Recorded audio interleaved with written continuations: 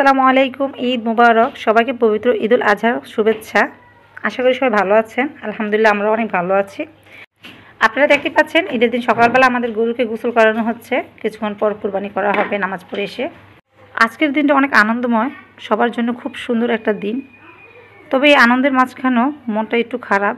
সেটা হচ্ছে আমার আম্মা গত বছর কুরবানিদের সময় আমাদের মাঝে ছিল। আজকে আমার আম্মা নিয়ে আমাদের মাঝে চলে গেছেন পৃথিবী ছেড়ে। তো আম্মার জন্য সত্যি মনটা অনেক খারাপ লাগতেছে। আসলে মায়ের ভালোবাসা কখনো কোনো কিছুর সাথে তুলনা হয় না।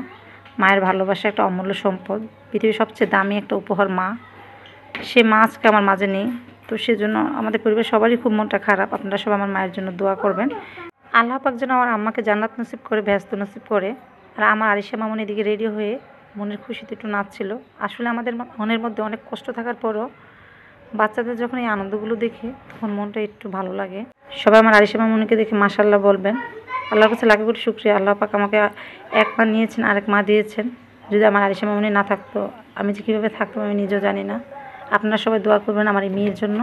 আল্লাহ পাক যেন আমার মেয়েকে সুস্থ রাখে, হায়াতে বা দান করেন। আরিশা মামুনি প্রথমে রেডি হয়ে ঘোরাফেরা করে এসে তারপর কাপড় চেঞ্জ করে আবার একটু ঘুরে আসছে আপুদের সাথে। ঘুরে এসে এখন সে খাচ্ছে। এদিকে আমাদের গরু কাটা হয়ে গেছে, এখন আমরা প্যাকেটিংয়ের কাজ করতেছি।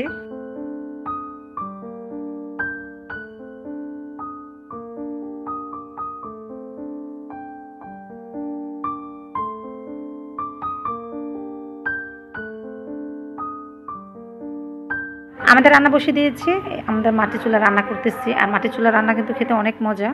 এই যে দেখুন আমাদের গরু মাংস রান্না হয়ে গেছে। আমার শাশুড়ি মাকে বলতেছিলাম, মা আপনার হাতে বিসমিল্লাহ করে শুরু করেন।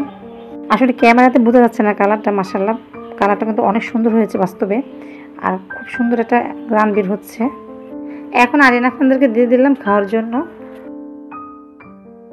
আল্লাহ পাকের কাছে শুকরিয়া, দীর্ঘ 1 বছর পর আবার এরকম একটা দিনে আমরা পরিবারের সবাই একসাথে আনন্দ করতেছি, খাওয়া দাওয়া করতেছি।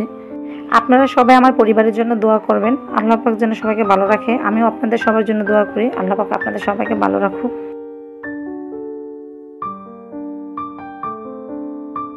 বিসমিল্লাহ। এখন আমি কুরবানির মাংস দিয়ে খেতে বসে পড়েছি।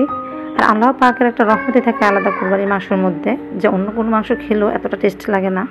আজকের মধ্যে কিন্তু বিদায় নিচ্ছি, সবাই ভালো থাকবেন।